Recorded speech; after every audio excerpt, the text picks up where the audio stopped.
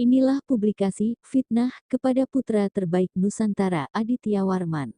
Simak klarifikasi berdasar kajian akademik.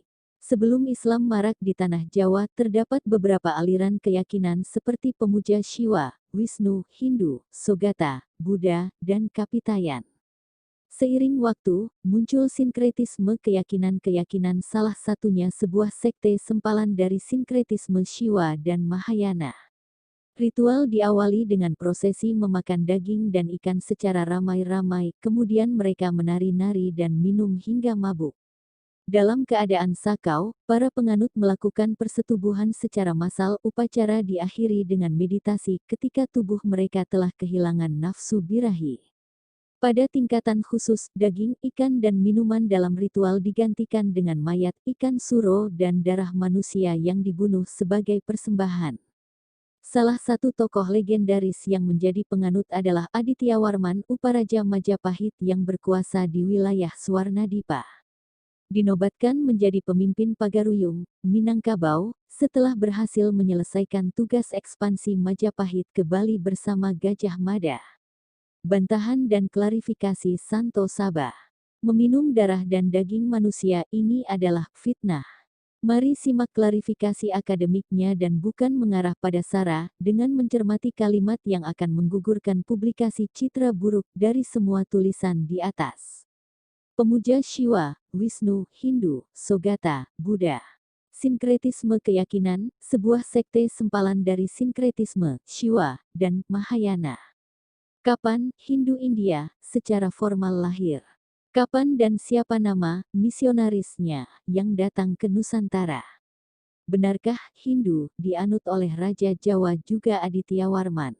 Simak bantahan juga klarifikasi berdasar telaah dan kajian akademiknya. Studi literasi tentang Hinduisme. Ini adalah peleburan atau sintesis dari berbagai tradisi dan kebudayaan di India, pangkalnya Brahmanisme, agama Weda kuno, atau berbasis Vedic. Sintesis tersebut muncul sekitar 500-200 SM, dengan pangkal yang beragam dan tanpa tokoh pendiri, tumbuh berdampingan dengan Buddhisme hingga abad ke-8, dari India Utara, sintesis Hindu tersebar ke selatan. Akhir abad ke-18 seterusnya orang Inggris menyebut penduduk Hindustan, yaitu bangsa di sebelah barat daya India. Hindu menjadi istilah padanan bagi orang India yang bukan Muslim, bukan Sikh, bukan Jaina, bukan Kristen, bukan Buddha.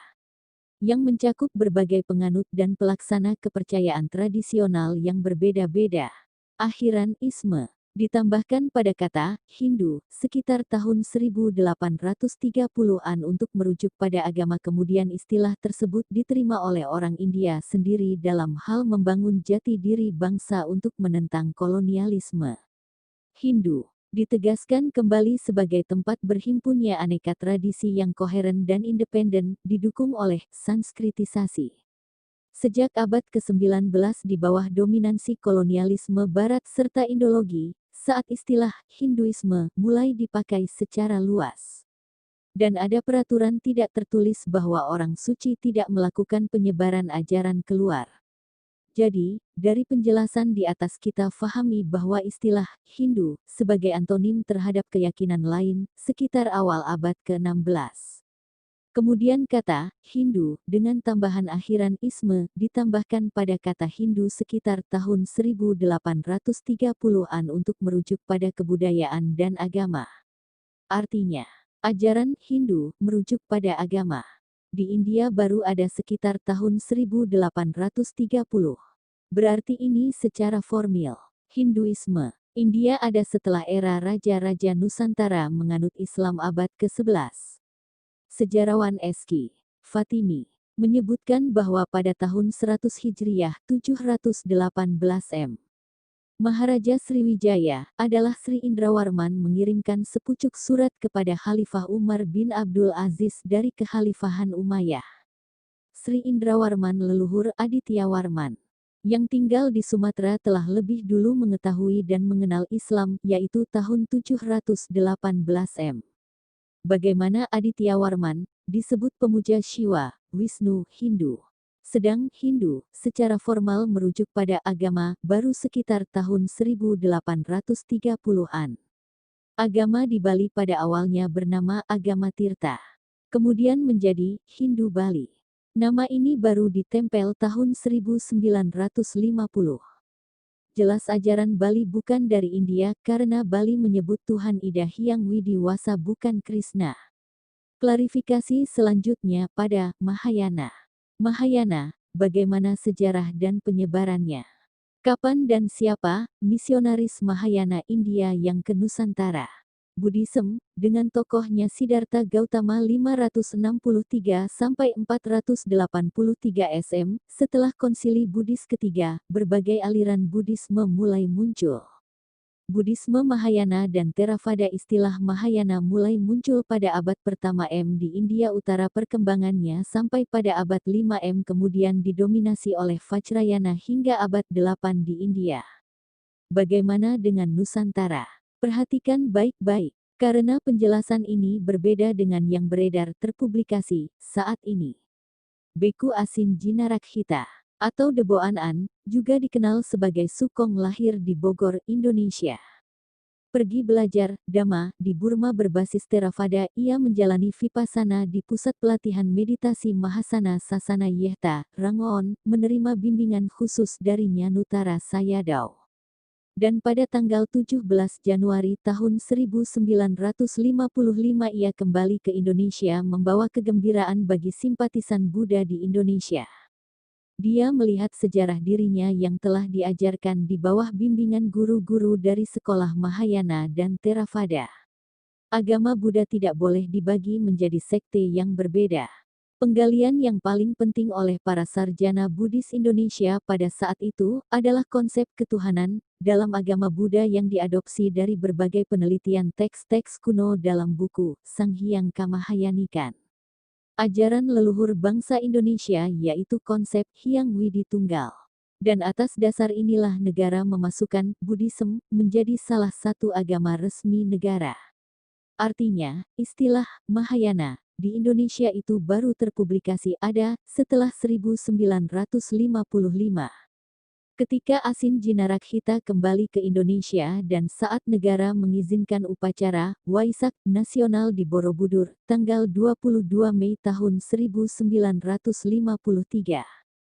Kapan dan siapa misionaris Mahayana yang pernah ke Nusantara? Fakta di Nusantara pada abad 4 M sampai dengan 7 M, peziarah Tiongkok yang datang ke Nusantara adalah untuk belajar dan mencatat. Bukan membawa ajaran dari negerinya lalu disebarkan ke Nusantara. Berdasar buku catatan perjalanan pelajar Tiongkok yang diterjemahkan dan diberi catatan oleh Korean Recension dari teks bahasa Mandarin oleh James Lege. Peziarah Tiongkok yang datang ke Nusantara untuk belajar adalah Sung Yun 1142138 SM. Fahuan 337–422 M. Sung Yun 2, 518–521 M. Hien, Sang 602–664 M. Huining 664–667 M. Ising 671–695 M. Fahuan 337–422 M. Dalam perjalanan ke Javad Vipa, Fahuan melihat dan mencatat bangunan dengan patung, di dalamnya di samping pohon besar ini adalah situs Mendut. Pada tahun 399–414 M. Fahuan dalam perjalanan di Sefarnat Vipa melihat dan mencatat. Mengikuti Sungai Ponai adalah Sungai Panai Kampar, di tempat di mana para pelajar melakukan gerakan berjalan berputar, mengelilingi tope, stupa juga 4 guru duduk di 4 sudut. Di tempat ini, menara telah didirikan. Pradaksina, Prasawiya, tawaf ritual darmik di Muara Takus. Sung Yun 518–521 M belajar dan mencatat adanya kekuasaan yang disebutnya Akak Satrapas. Dari identifikasi koin diduga telah ada sekitar tahun 225 M dengan gambar tope adalah di stupa Muara Takus yang dilalui Equinox, bukan Sri Lanka. Pada tahun 602–664 M, Hien Sang belajar dan mencatat apa yang dilihatnya di Sefarnat Vipa. Ada stupa yang dibangun oleh raja, sekitar 200 kaki tingginya. Di dekat ini ada tanda di mana Tathagata berjalan ke sana kemari. Huining 664 667 melakukan perjalanannya selama 3 tahun di Pulau Jawa belajar dan menerjemahkan sebuah sutra pemahaman kehidupan setelah kematian. Di Nusantara ini bernama Sevarga, bukan Nirvana. Penterjemahan dibantu seorang pakar Jawa yang bernama Jenana Badra. Ising atau Yijing, tahun 671 sampai 695 datang ke Nusantara 3 kali berangkat dari Guangzhou berlayar 20 hari, tinggal selama 10 tahun di Sriwijaya 685 sampai 695 ia tinggal selama 6 bulan di Sriwijaya 2 bulan di Malayu untuk belajar ilmu, Sabda Vidya, atau tata bahasa Sanskerta, Pancavitya, pengobatan, logika, seni, kerajinan dan ilmu mengelola batin. Atisa di Pamkara Ricnana, tahun 1013 ia melakukan perjalanan ke Sriwijaya tinggal selama 12 tahun untuk belajar, lalu kembali ke India, meninggal 1054 di Nyetang, Tibet. Atisa di Pamkara Ricnana mempersembahkan banyak permata dan emas, para pengikutnya juga mempersembahkan 1 koin emas untuk masing-masing siswanya. Guru Dharmakirti Suvarnatvipa. Guru Dharmakirti Suvarnatvipa mempersembahkan Buddha Rupang untuk di Pamkara dan ia menetap di Istana Payung Perak di Suvarnatvipa selama 12 tahun. Selama di sini ia tidur di lantai, di ujung kaki tempat tidur gurunya sebagai tanda penghormatan murid kepada guru. Jadi di Nusantara pada abad 4 sampai dengan 7 peziarah Tiongkok datang untuk belajar tentang dharmik original ajaran leluhur bangsa Nusantara disebut dengan Dharma, Dhamma. Bukan membawa ajaran dari negerinya lalu disebarkan di Nusantara. Bahwa pra-Islam di Nusantara adalah bukan Hindu atau Buddha, raja dan kerajaannya menganut ajaran dharmik original ajaran leluhur bangsa Nusantara yang disebut dengan Dharma, Dhamma. Ajaran inilah yang di masa awal jauh sebelum 500 dipelajari di Suvarnatvipa, tergambar di Borobudur dan tersimpan sempurna di Bali yang mendasari lahirnya 3 ajaran di tanah India. Publikasi Pemakan Daging Manusia kepada Putra Terbaik Nusantara Aditya Warman adalah fitnah. Harus dihapus dari buku sejarah pendidikan diganti dengan 3 ajaran yang terlahir di tanah India.